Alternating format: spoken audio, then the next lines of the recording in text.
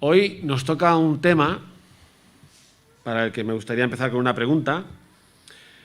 La pregunta es si tiene sentido una iglesia como la nuestra, una iglesia evangélica, sin una misión que llevar a cabo en el mundo. ¿Creéis que tiene sentido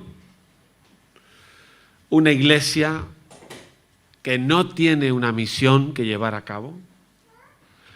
Preguntándolo de otra manera, si tiene sentido un cristiano, como tú y como yo, discípulos de Jesús, que no tiene una misión que llevar a cabo en el mundo en el que vivimos.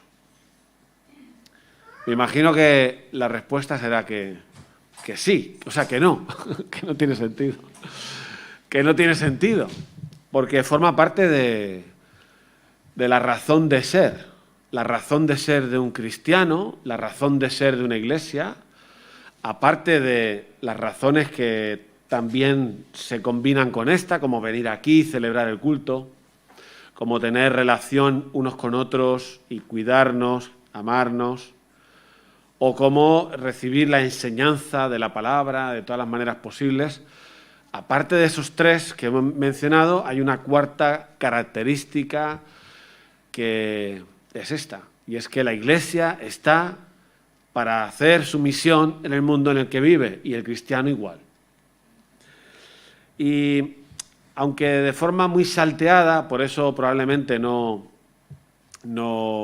estamos siguiendo un hilo quizá como otras veces, estamos haciendo una serie de mensajes, de reflexiones sobre la iglesia misional. ¿Os suena esto? La iglesia misional. La iglesia en misión. Y nos basamos en un libro, esto lo hemos hecho en Santa Coloma, un poco más ampliado, y aquí, bueno, vamos a hacer 5 en total mensajes relacionados con este tema, y están basados en un libro de Timothy Keller que se llama Iglesia Centrada. No sé si lo habéis leído o ojeado. Es un hermano americano que está bastante de moda, y no solo por este libro, pues, sino por otros muchos libros tan variados como, por ejemplo, el matrimonio, ¿no? Sobre la teología del matrimonio, etcétera, etcétera. Y hasta ahora lo que hemos visto es el tema de tú eres un sacerdote, que esto lo hizo Benjamín. Luego, hace no mucho, Isaac pues compartió el tema del hebreo al catalán. ¿Os acordáis? Que hablaba de que el mensaje que transmitimos tiene que ser en un lenguaje entendible para cualquiera que lo escuche. Hoy nos toca practicando la misericordia y la justicia, y después tendremos el caos de las religiones y parecido pero distinto en las próximas semanas, ¿vale? Os lo aviso para que sepáis dónde estamos, porque es verdad que lo hemos planificado muy salteado y entonces pues no parece una serie. Entonces, en cuanto a la misión y lo que hoy nos toca reflexionar, dice Timothy Keller que la misión de la Iglesia hoy se parece mucho a la misión de Israel cuando fueron llevados a Babilonia. Esto es lo que él dice. Vosotros sabéis que Israel estuvo siglos en su tierra, en Palestina, en Israel, y que allí fueron una nación que se autogobernaban, que tenían su templo en Jerusalén, sus celebraciones, y de alguna manera esa era la misión. Y los pueblos de alrededor pues podían acudir y ver y conocer al Dios de Israel. Pero lo que dice Timothy Keller es que la misión de la Iglesia hoy no se parece a eso, y se parece más a aquel periodo de la historia de Israel cuando fueron llevados cautivos a 1000 y pico kilómetros lejos de su tierra a la ciudad de Babilonia. Luego veremos por qué esto, ¿no? Timothy Keller también usa otro ejemplo, son 3 ejemplos. Usa un ejemplo que es el de la misión de Jonás en la ciudad de Nínive. Y lo que viene a decir es lo mismo, que la misión de Jonás en Nínive es lo más parecido a nuestra misión aquí donde estamos, en la Europa del siglo XXI, en San Boi. ¿Sabéis la historia de Jonás y Nínive? Jonás fue enviado como profeta a una ciudad completamente pagana que no tenía nada que ver con Israel y también bastante lejos, pero él fue enviado allí para cumplir una misión. Y por último hay otro ejemplo que está ya en el siglo I, en la primera carta del apóstol Pedro, que os acordáis que empieza así, dice: a los expatriados de la dispersión en el Ponto, Galacia, Capadocia, Asia y Bitinia, o sea, norte de Turquía. Es otra historia, es otro ejemplo. Son los primeros cristianos que sufrieron la persecución en el primer siglo y que huyeron a esas zonas que ha mencionado Pedro y que, claro, no están en su lugar de origen, están en un territorio diferente, con una adoración a los dioses griegos y romanos, etc. Y Timothy Keller dice que de esos tres ejemplos nosotros podemos aprender lo que debería ser nuestra misión hoy como iglesia. No sé si podemos mirar lo del aire porque noto que la temperatura sube. Igual se podría intentar, Santi, otra vez ponerlo en marcha, porque yo lo he hecho y no sale bien, creo. Y si no, os vais a dormir. Es que, claro, con el calorcito a uno le entra sueñecico. Bueno, pero no os durmáis, estar así, así.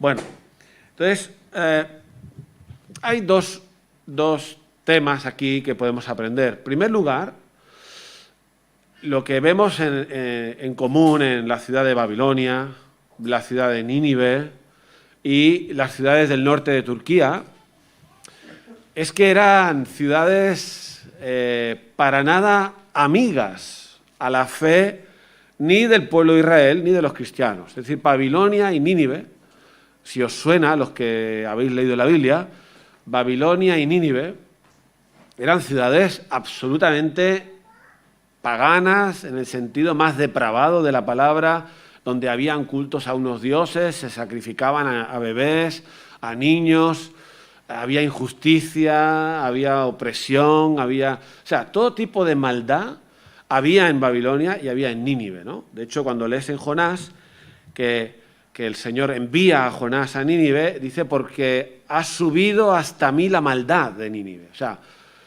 hay tanta maldad que Dios no puede dejar de pasar de ese asunto y tiene que intervenir. Y Dios envía a Jonás. Ese era el elemento común. Lo mismo en las ciudades del primer siglo, diferente que Babilonia y Nínive, porque eso eran 600 años antes, 700 años antes. En el primer siglo se adoraba a los dioses griegos o romanos, había cultos, había la prostitución religiosa, había pues, todo tipo también de barbaridades o perversiones o maldades, y aquellos cristianos llegaron a ese sitio donde tenían que vivir así, ¿no? O sea, en ese lugar, con esa gente, ¿no? Y entonces la primera idea que nos dice Timothy Keller es que hemos de asumir como iglesia y como cristianos que la misión que tenemos que llevar a cabo es en territorio hostil. Que no es fácil, ¿no? Hoy en día diríamos que esa hostilidad puede variar, depende del lugar donde vives. Por ejemplo, hay países donde hay dictaduras comunistas o donde hay fundamentalismo yihadista, que la hostilidad contra la fe cristiana es muy bestia. O sea, porque hay gente que está muriendo literalmente por decir que cree en Jesucristo. Tú y yo no estamos sufriendo eso. Pero hay lugares en que sí están sufriendo esa hostilidad. Y la misión en esos lugares pues es así, es en un territorio hostil. En la Europa que nosotros vivimos, quizá algunos dicen que empieza a haber un poco más de hostilidad. ¿Por qué? Bueno, porque ya llevamos unos siglos en los que ya se ha dicho que Dios ha muerto, que creer en Dios es cosa de débiles, ¿no? La psicología humanista, a mí me lo decían en la facultad: tú eres un débil mental, entre otras cosas que me decían. Pero débil mental, ¿no? Dios no existe, pero tú tienes que agarrarte a algo porque si no tu vida no tiene sentido. O sea, sí que hay un discurso, digamos,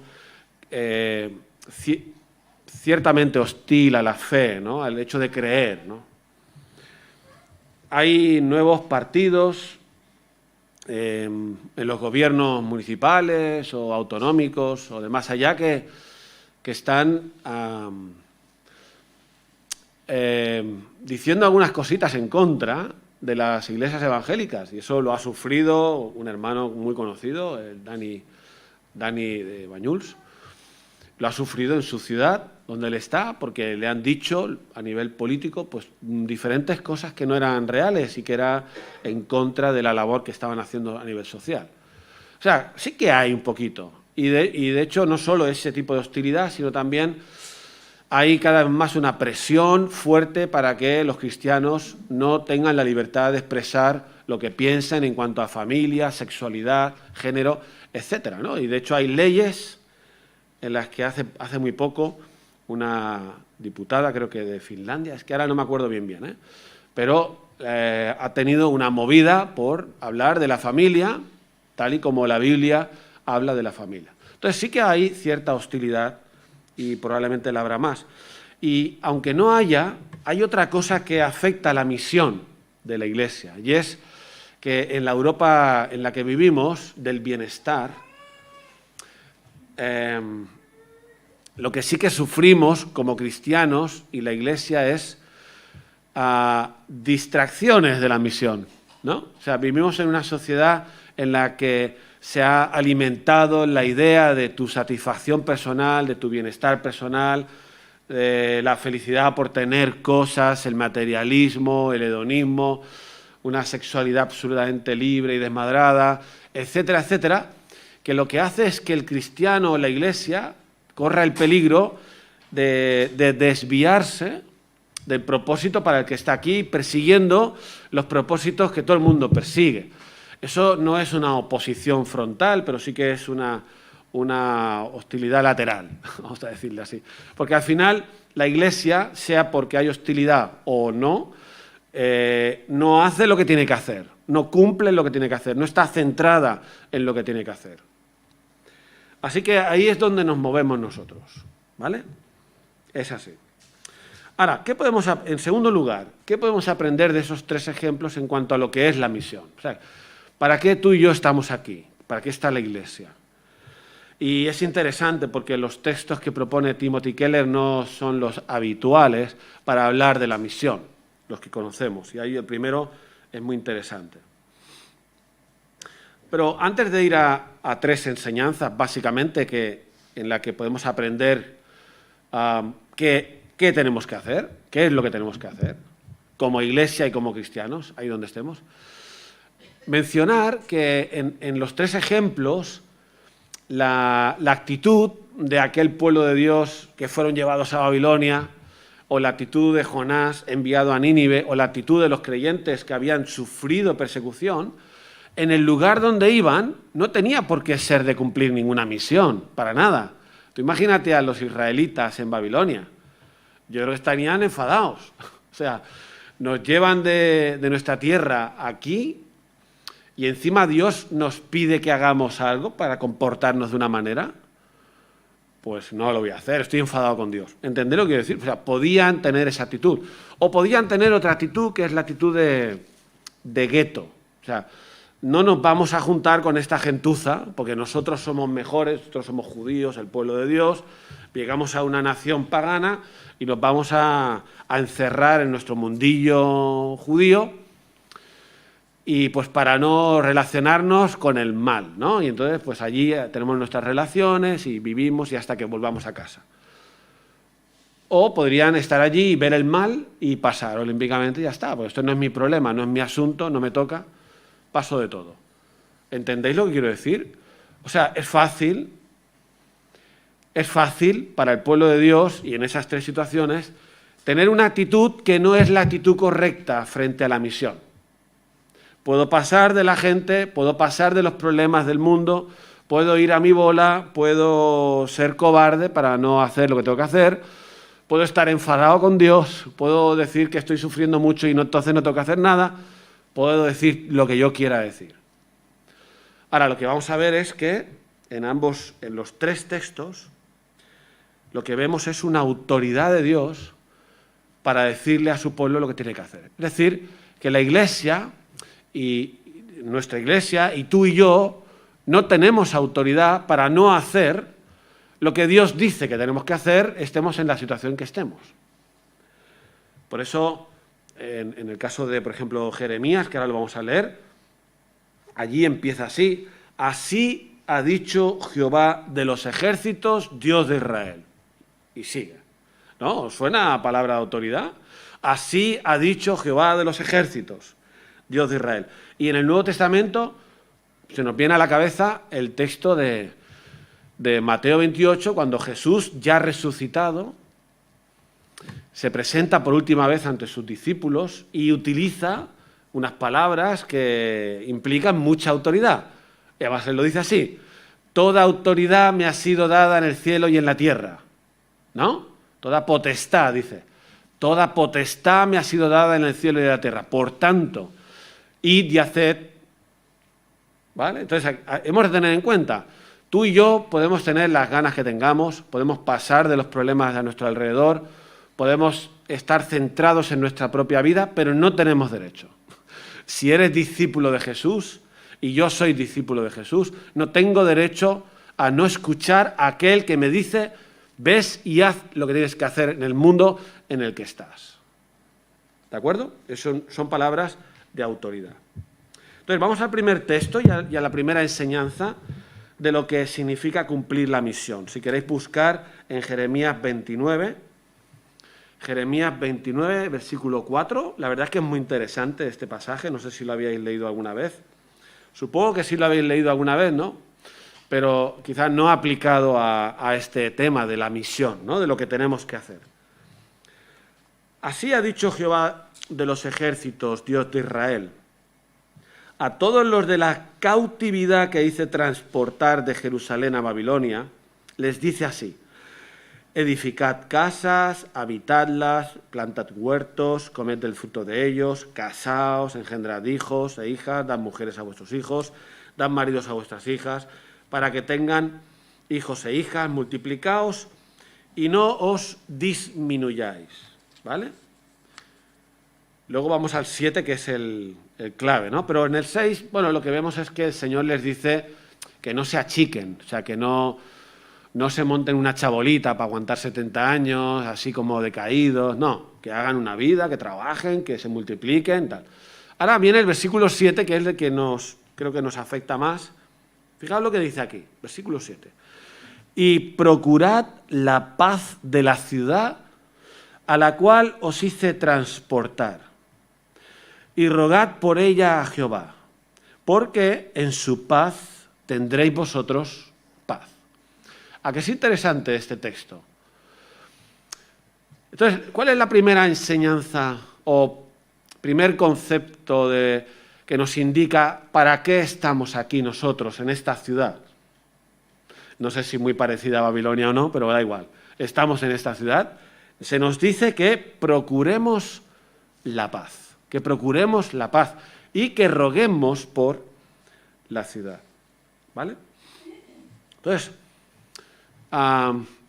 claro, ¿qué significa esto? Procurar la paz. Esto puede ser un concepto muy amplio. Y bueno, pues yo comparto alguna reflexión que he hecho, pero igual se podría decir otras cosas, ¿eh? Lo primero es que el cristiano o la iglesia que entiende que está donde está para procurar la paz de ese sitio, la primera idea que os propongo es que lo que no tiene que hacer es echar leña al fuego para que haya más guerra, más conflicto, más tragedia, ¿no? ¿Se entiende? O sea, para tener paz hay varias cosas que se pueden hacer, pero hay otras que no se deben hacer, ¿no? Y eso se puede aplicar, y lo que vamos a ir diciendo, se puede aplicar no solo a nuestra situación en el barrio, por ejemplo. No sé, si ahora hubiera un conflicto en el barrio, pues con algún colectivo en concreto, que vienen de otros países, o algo que pase, ¿cuál sería nuestra labor en ese conflicto, ¿no? Sería echar más leña al fuego. Sí, es verdad, esta gente que vienen aquí y habría que matarlos. Bueno, nosotros podríamos decir, y la gente en general dice cosas que lo que hacen es aumentar la tensión, aumentar el problema, el conflicto o la guerra o lo que sea. Por lo tanto, la primera idea en cuanto a promover la paz es no hacer aquello que trae conflicto. Eso tiene que ver con no agredir, con no insultar, con no hablar mal, con no ser impulsivos, con no hablar antes de tiempo, con criticar a los que no están presentes, con lo que decimos en las redes sociales. Podemos hacer lo contrario de promover la paz, de procurar la paz. Y esto se puede aplicar, de hecho se debe aplicar, no al barrio. Si tú entiendes esto, y aún no te has dormido porque hace calorcito, si tú entiendes esto, y yo lo entiendo correctamente, en el primer lugar donde yo tengo que vivir procurar la paz es con mi esposa. Yo tengo que procurar la paz con mi esposa, ¿verdad, Nieves? Y ella conmigo o con mis hijos, en mi casa. O sea, no tiene sentido que la Iglesia se plantee ser un instrumento para producir paz no sé dónde, pero que en mi casa yo hable como quiera, diga las palabrotas que quiera, insulte, agreda, entenderme, no sé si lo hacemos, pero bueno, ¿es posible que pase eso en casa? No debería de pasar, porque somos gente de paz que promueve la paz, que produce paz. Eso puede ocurrir también en el colegio, en el instituto, en la universidad, en tu trabajo, porque siempre hay alguien que te cae mal o te enteras de alguna historia que está ocurriendo y podemos hacer lo que sea, pero para empeorar la situación. Somos expertos en empeorar problemas en vez de mejorar el problema. Y eso tiene que ver con nuestra manera de hablar, de intervenir, etcétera, etcétera. Por lo tanto, lo que no hemos de hacer, aplicado a cualquier ámbito de relación que tenemos, cualquier ámbito. Eso es cumplir la misión. Eso es cumplir la misión. Porque no estás aumentando la tensión, aumentando la guerra, aumentando la ruptura que hay en el mundo en que vivimos. ¿Qué dijo Jesús en sus bienaventuranzas? Bienaventurados los pacificadores. Así que ser pacificador forma parte del ADN de un cristiano. Los pacificadores serán llamados hijos de Dios. Un hijo de Dios es un pacificador. Y aquí viene la segunda idea. La primera es no hacer aquello que produce conflicto. La segunda idea es pacificador. Es la acción de pacificar. ¿Eso qué quiere decir? Normalmente esto se aplica a las situaciones de conflicto. Tú sabes que hay un conflicto entre un hijo tuyo y otro, o tu hijo con alguien del cole, o un adolescente con un profe. Es que hay tantas situaciones de conflicto en el mundo, ¿no? Conflictos hay a patadas. ¿Qué hace un cristiano que cumple su misión? Ayuda a pacificar, ayuda a escucharse, ayuda a entenderse, interviene para mediar, no echa leña al fuego, no pasa de todo, no mira para otro lado, sino que interviene para ayudar en la reconciliación, en el perdón, a que la gente se hable, que se entienda. Eso es pacificar.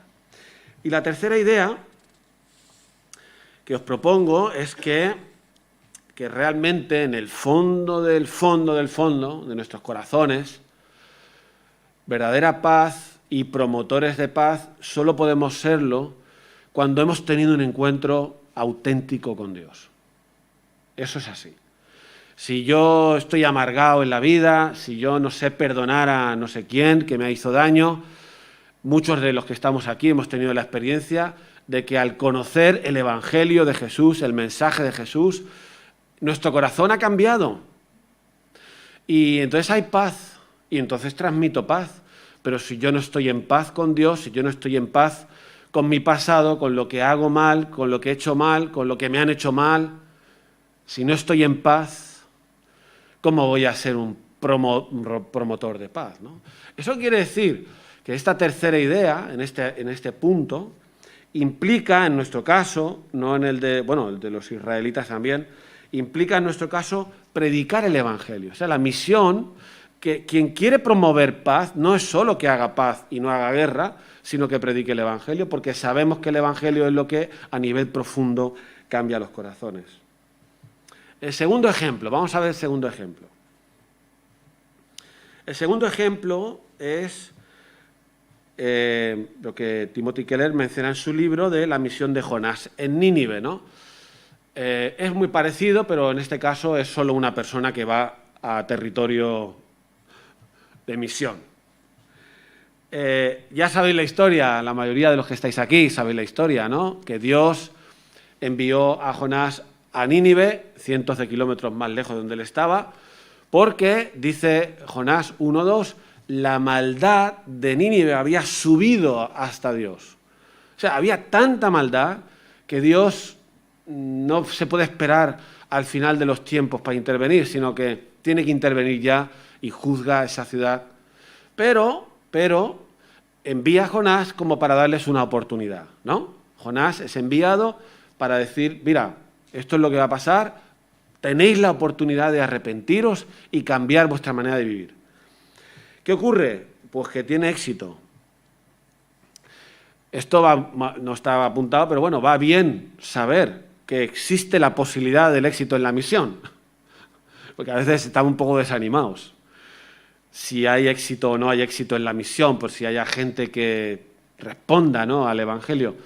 Pero mira lo que pasó aquí. Jonás, la historia de Jonás nos enseña que si Dios dice que hagamos lo que tenemos que hacer, eso puede producir un fruto, un resultado positivo. Y en aquel caso lo produjo, ¿vale? Ya sabéis que Jonás no quería ir. No quería ir. ¿Por qué no quería ir? ¿Por qué no quería Jonás ir a esa ciudad a darles una oportunidad? Porque para Jonás, aquella gente eran unos miserables que se merecían el juicio divino y que ojalá cayera fuego del cielo y los consumiera. Eso es el pensamiento de Jonás. Como buen judío que se cree mejor que todo el mundo, que son el pueblo escogido, lo cual era verdad, no es que fuera mentira, pero lo tenían como asumido de una manera incorrecta.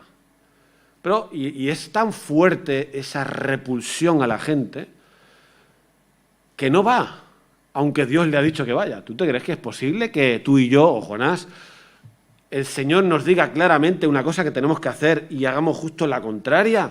Irse a España. Jonás cogió un barco y se fue para España, a la Costa del Sol, porque allí se está mucho mejor que en Nínive, que era donde tenía que haber ido. Bueno, podemos aprender que podemos desobedecer en el llamado a nuestra misión, pero no deberíamos. Y que si obedecemos puede haber fruto, ¿no?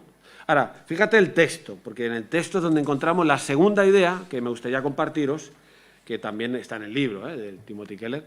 La segunda idea está en Jonás 3:10. Si podéis proyectar y lo queréis buscar en la Biblia, si lo queréis buscar en vuestras Biblias podéis. Jonás 3:10 dice: y vio Dios lo que hicieron los de Nínive, que se convirtieron de su mal camino, y se arrepintió del mal que había dicho que les haría, y no lo hizo. O sea que Dios echó marcha atrás de sus planes de juicio porque se habían arrepentido por el mensaje de Jonás. Una ciudad de 120.000 habitantes, como dice el último versículo de Jonás, con muchos animales que se mencionan, no sé por qué se mencionan. Dios tuvo misericordia de esa ciudad de 120.000 habitantes gracias a el arrepentimiento. Ahora, fijaos lo que dice el versículo 1 del 4. Pero Jonás se enfadó. ¿Puedes creer? Jonás se enfadó cuando vio que se habían arrepentido y que Dios ya no los iba, digamos, a hacer juicio.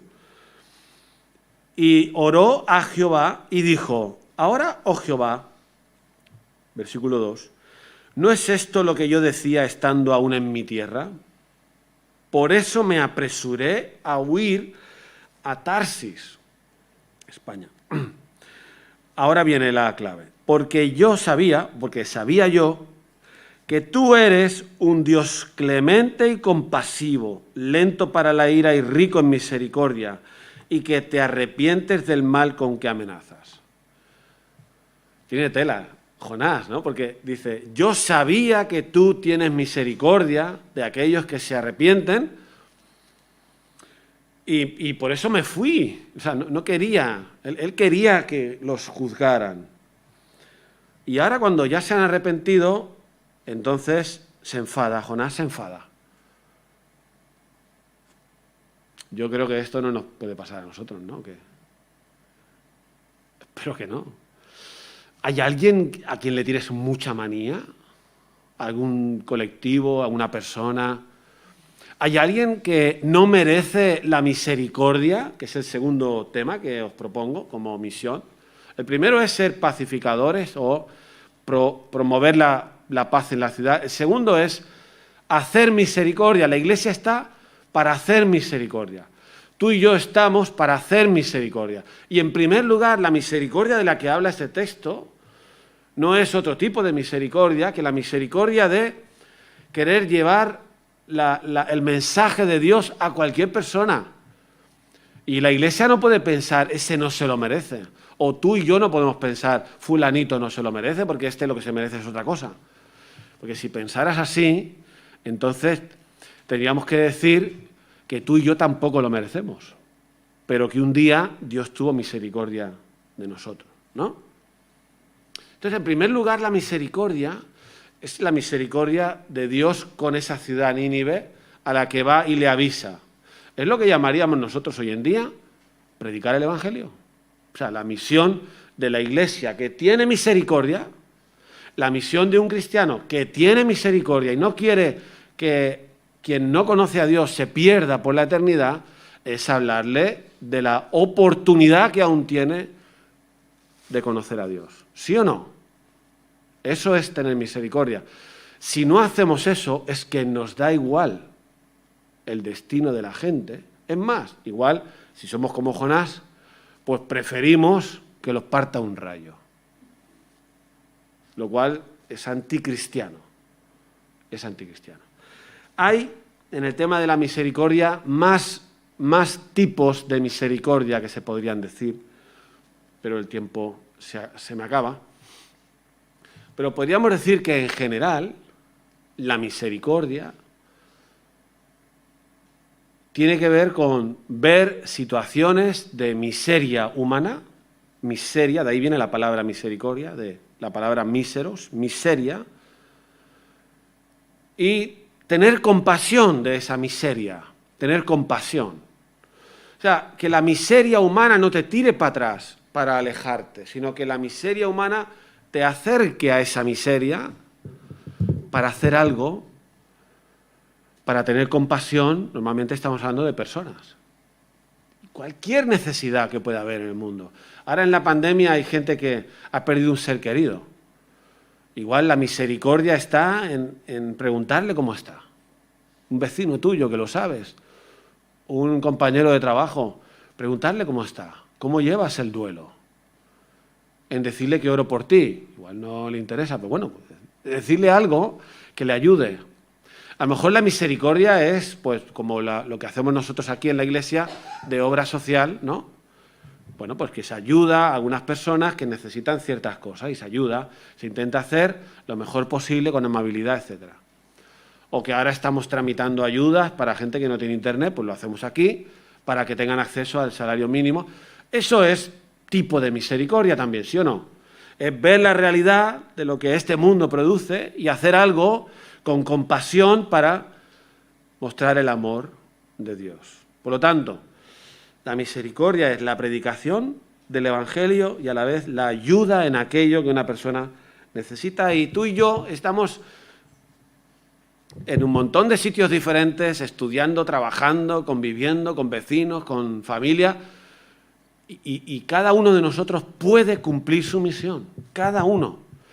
Lo único que hace falta es que no pases de la gente, del mal, de la miseria, de la condenación de la gente, o sea, que no pasemos de todo, que no miremos para otro lado, que no estemos centrados en nosotros, porque estamos aquí con esa misión que nos dice el Señor. Dice, por último, ya el último ejemplo ya lo encontramos en el grupo de los cristianos del primer siglo que tuvieron que irse corriendo al norte de Turquía porque los perseguían para matarlos, ¿no? O llevarlos a la cárcel. Vamos a leer en 1 de Pedro 2:11, 11-12. Esto sería otra manera de cumplir la misión, de hacer misión, otra manera. Y aquí lo dice el apóstol Pedro así. Amados, yo os ruego como a extranjeros y peregrinos, y en eso nosotros somos iguales, somos extranjeros y peregrinos, y dice dos cosas aquí. Una, que os abstengáis de los deseos carnales que batallan contra el alma. O sea, que se note que ahora tienes una vida nueva y no quieres seguir en los mismos deseos carnales, egoístas, perversos que antes tenías y que te dominaban. Ahora se tiene que notar que eres de otra manera. Eso es parte de la misión. Es parte de la misión comportarnos de una manera nueva, porque ya no somos como éramos antes. Versículo 12. Manteniendo buena vuestra manera de vivir entre los gentiles. O sea, segundo lugar, manteniendo buena vuestra manera de vivir. También es una idea muy amplia, ¿no? Vuestra manera de vivir tiene que ser buena. ¿Entre quién? Entre las personas que te rodean y que no forman parte de la iglesia ni conocen al Señor. Entonces, esto lo podemos aplicar nosotros, es nuestra misión. ¿Tú te sientes llamado a cumplir esta misión? Yo me siento llamado porque no hace falta ni hablar siquiera para esta misión. Se trata de trabajar con excelencia en tu trabajo y no hacer la ley del mínimo esfuerzo, por ejemplo. Que la gente lo que quiere es fichar y... Bueno, la gente, yo no digo todo el mundo, pero habrá quien sí, que no quiera trabajar mucho, porque es que no me pagan para que me mate, ¿no? Es que hay un montón de argumentos que tenemos en la cabeza para no hacer las cosas con excelencia. Pero un trabajador cristiano, en su puesto de trabajo, es un trabajador que, dice aquí, mantiene buena su manera de vivir en el trabajo. Trabaja bien, se esfuerza en su trabajo, da ideas para mejorar, se implica. Eso es una buena manera de vivir. Habla de una manera que no es mala manera de hablar. No miente, por ejemplo. La gente miente muchísimo en nuestra Babilonia de hoy. Se miente por un tubo. No sé si lo has comprobado. Se miente para todo. Se miente para solucionar problemas con tu mujer, con tus padres, en tu trabajo, en los estudios, con un compañero. Para todo se miente. Si una persona cristiana quiere mantener buena su manera de vivir, pues no miente. ¿Por qué? Porque tiene que vivir de la manera que Dios dice que tiene que vivir. Y eso forma parte de la misión a la que estamos llamados. Cristianos ejemplares. Es verdad que no somos ejemplares siempre. No vamos a ir de superiores por la vida. Pero estamos llamados a no vivir como antes de conocer al Señor y vivir de otra manera distinta según lo que la palabra dice. ¿Y qué pasará si en medio de esta generación, esta Babilonia, Nínive nuestra, somos capaces de mantener una buena conducta, una buena manera de vivir? Dice, para que en lo que murmuran, en el texto donde estábamos, versículo 12, de vosotros como de malhechores, en lo que la gente pueda opinar sobre quiénes son estos evangélicos, dice, glorifiquen a Dios en el día de la visitación al considerar vuestras buenas obras.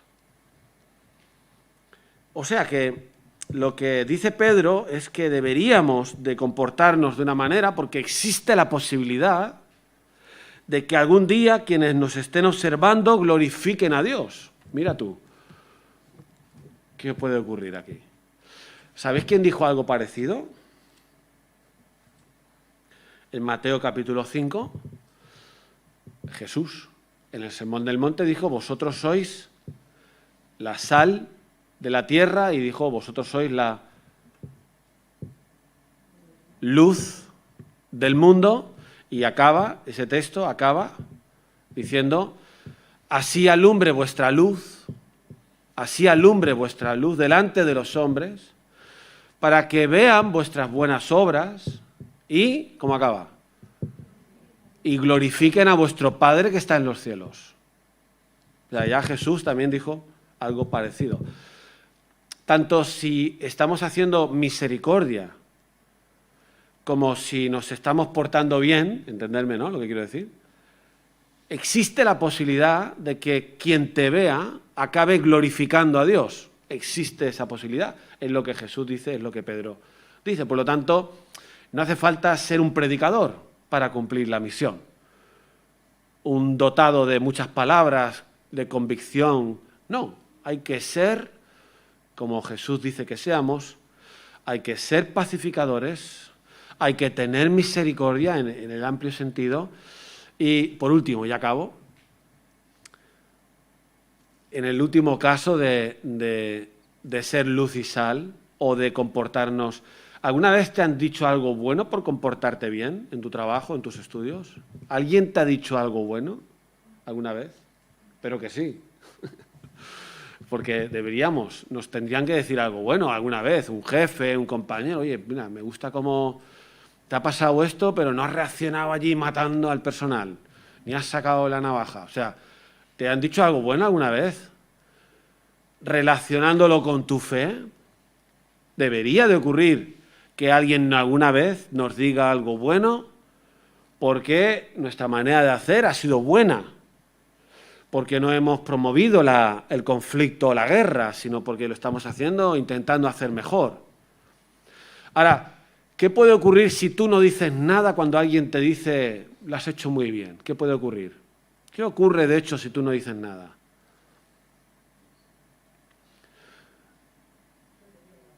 Que te llevas la gloria. Te llevas la gloria, pero aquí lo que hemos leído no es que tú y yo nos llevemos la gloria, es que glorifiquen a Dios.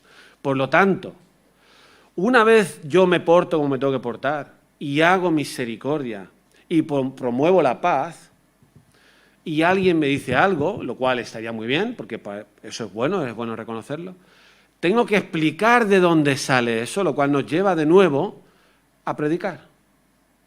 Al final tienes que decirlo. Tienes que decir, mira, yo no es que sea bueno por naturaleza, yo lo hubiera matado. Y si no lo hubiera matado de hecho, porque es un delito y me puedo ir a la cárcel, lo mataría en mi cabeza. O lo mataría no hablándole más, o lo mataría poniéndolo a parir con otros compañeros. Eso es lo que yo hubiera hecho. Pero Dios ha cambiado mi corazón, o lo está cambiando, estamos en el proceso. Intento amar, aunque me han hecho daño, intento perdonar, porque es lo que dice Jesús. Tengo que explicarlo, porque si no lo explico, entonces ¿quién recibe la gloria? Lo que queremos es que Dios reciba la gloria, porque lo dice el texto. Que vean lo que hacéis para que glorifiquen a vuestro Padre. Por lo tanto, esto es lo que el hermano Keller, si yo lo he sabido entender bien, y creo que está bien, ¿no?, los textos que propone, ¿no? Es una manera diferente de abordar la misión. Siempre vamos a Hechos 1:8, me seréis testigos, ¿no? Pero aquí ese texto de procurar la paz, hacer misericordia, tener una buena conducta, es parte también de la misión que podemos hacer como iglesia, pero individualmente allí donde estemos. Predicando también. En los tres casos hemos de predicar, o hemos de acabar predicando. ¿Por qué? Porque la paz en el corazón se tiene cuando se conoce a Dios, de manera personal. Porque para que realmente alguien reciba la misericordia de un cristiano, esa misericordia no es solo porque le ayudes con algo, sino porque le des la oportunidad de conocer a Dios. Y porque nuestra buena conducta tiene sus raíces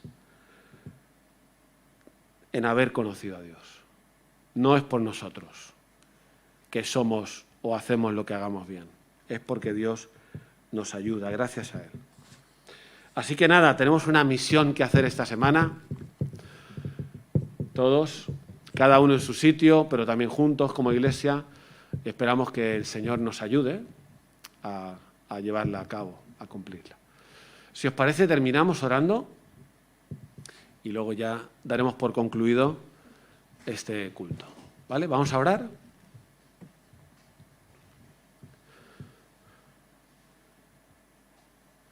Padre, queremos darte gracias porque un día nos miraste a cada uno de nosotros con compasión, con misericordia. Y como hemos cantado hace un rato, tu gracia nos alcanzó. Jesucristo vino para avisarnos, para hablarnos de la posibilidad de reconciliación contigo, para pagar el precio de nuestros pecados. Y tenemos todo que agradecerte, Dios, por tanto amor para cada uno de nosotros. Esta mañana lo celebramos ese amor tuyo, te damos las gracias por ser como eres con nosotros, por tu paciencia, por tu misericordia. Y te pedimos, Señor, que nos ayudes, como hemos estado meditando, nos ayudes a ser pacificadores, a hacer misericordia y a comportarnos como es digno de un hijo tuyo, allí donde estamos. Te lo pedimos en el nombre de Jesús. Amén.